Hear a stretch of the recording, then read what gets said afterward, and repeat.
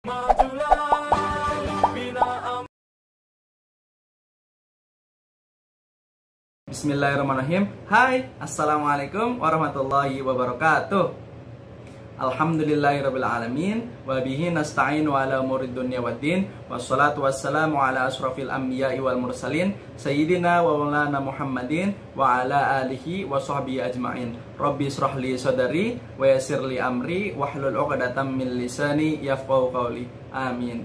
Alhamdulillahirrabbilalamin. Puji syukur kehadirat Allah SWT yang masih memberi kita kesehatan dan kemauan serta kemampuan untuk terus belajar pada kesempatan hari ini. Salawat serta salam selalu pula kita curahkan kepada baginda kita, Nabi besar kita, Nabi Muhammad Sallallahu Alaihi Wasallam, yang karena perjuangan beliau dan sahabat-sahabat beliau memperjuangkan agama Allah, hingga saat ini kita bisa merasakan Islam yang begitu indah, dan insya Allah kita termasuk umatnya yang akan mendapatkan syafaat beliau di yaumil qiyamah. Sebelumnya perkenalkan teman-teman, saya Ahmad Khairuzzadi Taqwa, alumni angkatan kedua STIT Bina Amal Semarang, yang pada kesempatan kali ini alhamdulillah saya sangat berterima kasih sekali kepada guru-guru yang telah mengajak saya untuk sharing berbagai pengalaman dengan adik-adik kelas 6 di SDIT Bina Amal ini ya. Baik, insya Allah pada malam hari ini kita akan sedikit sharing-sharing gitu tentang pengalaman saya selama di SDIT Bina Amal, kemudian dalam proses belajar hingga sekarang alhamdulillah sudah menjadi dokter lulusan Fakultas Kedokteran Universitas Diponegoro. Dulu ya waktu Mas masih sekolah di SDIT Bina Amal angkatan kedua loh, belum Mas suka pelajarannya itu IPA yang ngajar Bu Ika, sama olahraga dulu ada Pak Wahyu sama Pak Eko dulu yang ngajar ya. Wah, itu asik banget kalau lagi pelajarannya. Mungkin teman-teman ada yang suka juga ya pelajaran IPA atau pelajaran Penjaskes, oke? Dan salah satu yang menarik juga waktu dulu ketika belajar Al-Quran, ya alhamdulillah sampai sekarang Mas akhirnya bisa belajar Al-Quran. Dan ketika itu kelas 5 atau kelas 6 ujian tajwid, alhamdulillah lulus, alhamdulillah bisa lancar baca Al-Quran dan bisa dilanjutkan dengan hafalan ketika SMP dan SMA. Semoga ketika kita selalu membaca Al-Quran dan menghafal Al-Quran, ilmu yang diberikan oleh guru-guru kita bisa menjadi ladang amal dan pahala untuk guru-guru kita. Amin. Oke, tapi sekarang teman-teman karena kondisi pandemi ini banyak dari kita yang akhirnya harus belajar di rumah ya. Nggak bisa ketemu sama teman-teman dulu, nggak bisa main terlalu banyak tuh. Tapi jangan menyerah, jangan malah jadi lemas, jadi malas untuk belajar ya. Justru karena di rumah itu kita bisa belajar lebih banyak, terutama di rumah. Biasanya kita kan belajar di sekolah, lihat teman-teman, kemudian belajar taat sama guru, belajar menghormati guru. Nah saat ini karena kita lebih banyak di rumah, justru kita harus belajar menjadi anak yang baik di rumah. Gimana caranya sih jadi anak yang baik di rumah? Gimana caranya sih taat kepada orang tua, bisa membantu orang tua? Selama ini kita sudah baik belum ya sebagai anak gitu ya? Atau kita cuma minta-minta aja, kemudian cuma nyuruh-nyuruh orang tua aja, seperti itu ya? Dan ke tetangga-tetangga kita juga, apakah kita bisa baik ke tetangga kita atau tidak? Justru itu pelajarannya ketika kita berada di rumah, oke? Nah, adab dan akhlak itulah ketika di sekolah mungkin sama guru, sama teman-teman, sama ibu kantin, terus sama yang penjual-penjual di depan sekolah ya, itu harus kita perhatikan. Kemudian kalau semisal kita di rumah, berarti adab dan akhlak di rumah, yaitu sama orang tua, sama kakak, sama adik itu ya, harus diperhatikan. Karena apa? Karena sebelum menuntut ilmu, para sahabat pada dulunya ketika belajar dari Rasulullah, itu yang pertama dipelajari adalah akhlak terlebih dahulu. Jadi kalau kita punya adab dan akhlak yang masih kurang baik, sebaiknya kita perbaiki dulu. Dan semoga ketika sudah baik, nantinya kita dalam belajar bisa lebih semangat, dan insya Allah akan dibantu dan didoakan oleh banyak orang. Seperti itu ya. Oke, kemudian Mas pingin sedikit sharing nih tentang kiat-kiat belajar gitu ya. Teman-teman di sini Mas yakin sudah semangat belajar semua, tapi insya Allah kalau Mas sharing ini ada yang bisa diambil, monggo untuk bisa lebih semangat lagi ya. Yang pertama adalah kita harus memikirkan nih apa tujuan kita belajar. kita itu belajar, kita sekolah itu karena cuma disuruh orang tua atau karena kita pingin sendiri. Kita sekolah, kita ujian itu cuma pingin dapat nilai yang bagus atau kita pingin pinter dan ilmunya bisa bermanfaat untuk orang banyak. Ini kita harus luruskan ya teman-teman ya, bahwa sekolah ini untuk belajar, dan Rasulullah SAW juga bersabda di salah satu hadisnya yang Mas sempat hafal nih sejak dari SD, thalabul ilmi fardhatun ala kulli muslim, bahwa menuntut ilmu adalah kewajiban bagi setiap muslim, bahwa ini adalah suatu kewajiban, sesuatu yang harus kita tunaikan, kita harus semangat dalamnya, seperti kayak sholat, seperti itu ya. Dan Rasulullah juga bersabda nih, man salaka thariqan yaltamisu fihi ilman sahhalallahu lahu thariqan ilal jannah. Barang siapa yang berjalan di jalan untuk menuntut ilmu, maka Allah akan mudahkan jalannya ke surga. Di sini pasti teman-teman pada pingin kan kita belajar, kemudian Allah ridho dan akhirnya jalan kita ke surga dipermudah. Pasti mau ya. Kalau kita sudah tahu tentang itu, insya Allah kita akan lebih semangat untuk belajar. Dulu Mas cita-citanya sejak SD itu jadi dokter. Pertamanya bingung kenapa mau jadi dokter gitu ya, dan nggak tahu kenapa. Nah akhirnya makin kesini Mas mikir, Mas pingin bermanfaat untuk orang lain dengan menjadi dokter. Lalu setelah dipikir-pikir, kenapa kita tidak jadi orang yang bermanfaat dulu gitu loh, dari sekarang? Kenapa harus nunggu jadi dokter dulu? Maka sejak saat itu saya Mas minta bimbingan sama Abi, sama Umi, untuk Abi, Umi Mas pingin jadi orang yang bermanfaat untuk banyak orang, salah satunya lewat dokter, maka minta doanya dan minta dibimbing gitu. Itu salah satunya kenapa Mas jadi semangat belajar. Nah, akhirnya punya tujuan untuk jadi dokter. Teman-teman di sini pasti juga punya cita-cita kan ya. Pastikan cita-cita itu yang teman-teman suka, kemudian yang bermanfaat untuk orang banyak. Oke ya, misalnya sekarang sukanya jadi suka ngomong buat video gitu, teman-teman bisa kok jadi kayak misalnya YouTuber gitu ya, yang buat video-video yang bisa menginspirasi banyak orang seperti itu.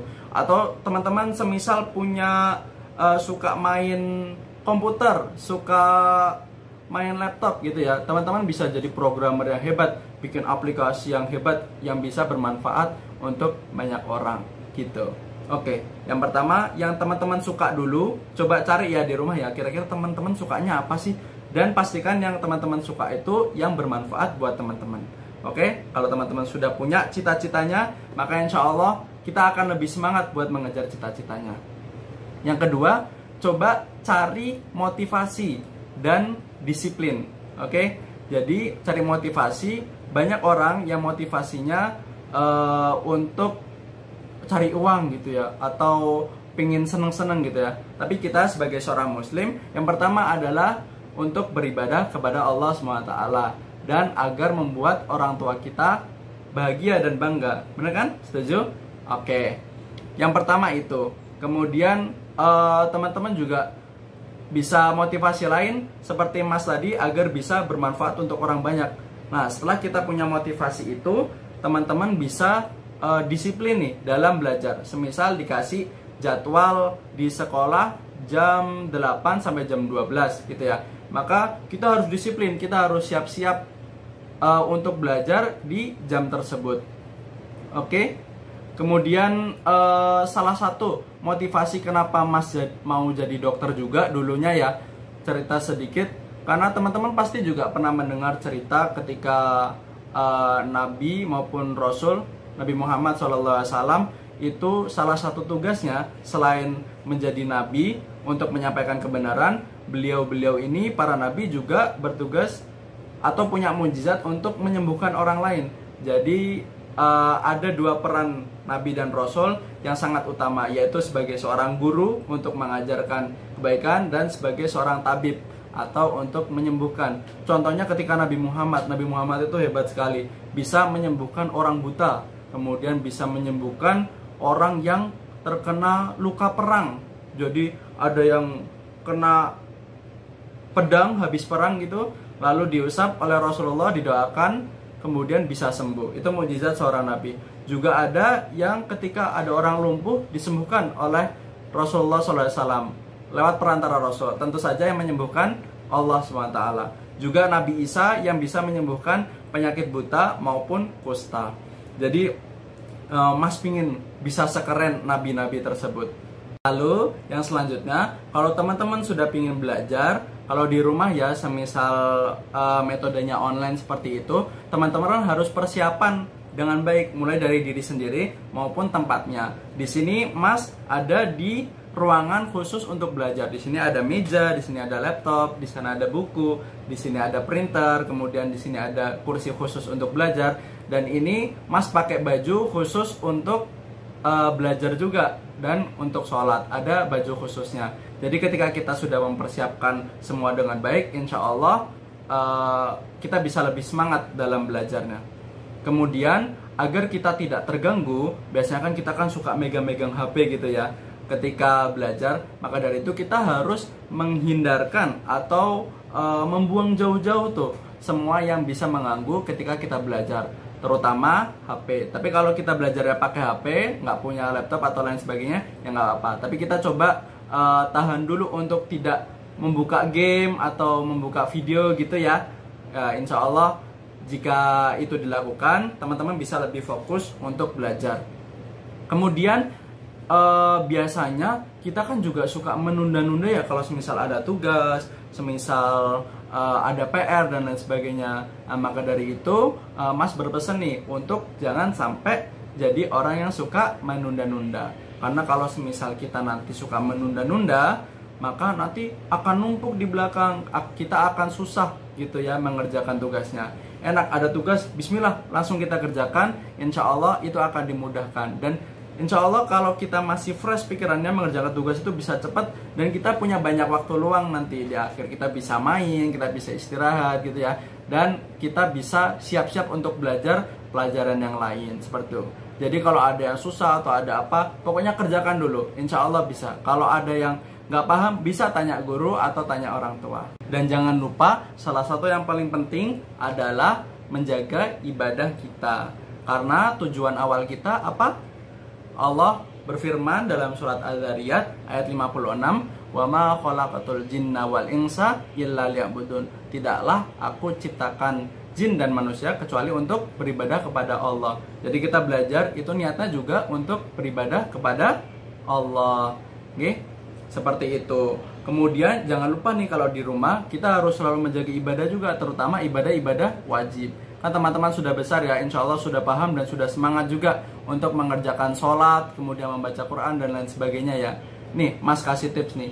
Ada salah satu hal yang penting yang biasanya sangat dicari-cari oleh orang, yaitu cara untuk manajemen waktu. Gimana sih cara memanage waktu dengan baik? Nah, di sini kita sebagai seorang muslim punya patokan yang sangat bagus untuk menilai apakah manajemen waktu kita sudah baik atau belum, yaitu adalah apakah sholat kita sudah tepat waktu. Teman-teman di rumah ketika mendengar adzan langsung sholat atau nanti dulu? Kemudian ketika sholat subuh, apakah sholatnya sesuai waktunya atau bangunnya kesiangan nih? Nah, itu bisa jadi pertanda kalau semisal sholat kita sudah tepat waktu, insya Allah manajemen waktu kita sudah baik. Akan tetapi kalau sholat kita masih nanti aja, kemudian masih sering telat dan lain sebagainya, berarti manajemen waktu kita atau penataan waktu kita harus diperbaiki lagi. Oke? Dan Mas dapat tips juga dari teman-teman Mas gitu ya, gimana caranya agar setiap hari kita itu harus semangat. Jadi yang pertama yang harus diperhatikan adalah tidur teman-teman. Biasanya sebelum tidur ada nggak di sini yang megang HP? Mungkin ada ya. Jadi kalau sebelum tidur itu kita usahakan jangan ada hal-hal yang membuat fokus kita pecah. Salah satunya adalah melihat HP gitu, ataupun menonton video yang lain gitu ya, yang nanti bikin tidur kita terlalu malam, seperti jam 12 malam atau jam 11 malam, itu kan terlalu malam. Jadi alangkah lebih baiknya tubuh kita bisa istirahat dengan baik, kita tidur cepat dan bangun cepat. Semisal kita tidur jam 9 malam, kemudian kita nanti bangun semisal jam 3 pagi atau setengah 4 untuk sholat tahajud dulu, mungkin bareng Abi, bareng Umi, kemudian sholat subuh. Insya Allah itu akan membuat lebih segar. Dan salah satu cara juga agar setiap hari kita semangat adalah diusahakan nih, walaupun susah ya, jangan sampai tidur setelah subuh. Karena waktu subuh itu kita makruh ya untuk tidur, dan insya Allah kita bisa melakukan banyak hal di situ. Kita bisa baca Quran, kita bisa hafalan, kita bisa ngulang materi yang mungkin akan diujiankan. Kita juga bisa menentukan apa saja yang akan kita lakukan dalam sehari itu. Jadi insya Allah kalau tidur kita cepat, tidurnya nyenyak, kemudian bangunnya cepat, sholatnya tepat waktu, dan tidak tidur habis subuh, insya Allah semua akan dipermudah. Oke? Salah satu pesan juga dari Abi kakak nih, semoga bisa bermanfaat buat teman-teman semua, yaitu jagalah kesolehan teman-teman. Karena jika teman-teman menjaga kesolehan diri teman-teman, insya Allah teman-teman akan dimudahkan dalam segala urusannya, dimudahkan untuk menyelesaikan masalah, kemudian bisa diberikan jalan yang terbaik. Kira-kira saya pengen jadi apa nih, akan insya Allah diberikan jalannya, dimudahkan jalannya, dan insya Allah semua yang dipelajari akan mudah difahamkannya, dan insya Allah yang diujiankan akan keluar sesuai apa yang kita pelajari. Mungkin itu aja ya sharing sedikit dari Mas. Semoga bermanfaat. Semangat terus belajarnya. Insya Allah teman-teman Mas doakan jadi orang-orang sukses ke depannya dan selalu semangat dan bisa menyemangati orang lain ya, terus menerus. Oke, kurang lebihnya mohon maaf. Wabillahi taufiq wal hidayah. Assalamualaikum warahmatullahi wabarakatuh.